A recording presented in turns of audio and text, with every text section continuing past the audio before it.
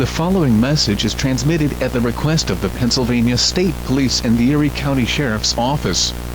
This is a child abduction emergency for the state of Pennsylvania. Adam Gomez, black male, age 2, 40 pounds, wearing blue PJs, was last seen at the post 494 Legion Park in Erie County.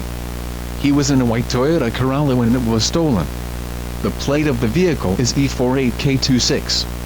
The vehicle was last seen westbound on I-90.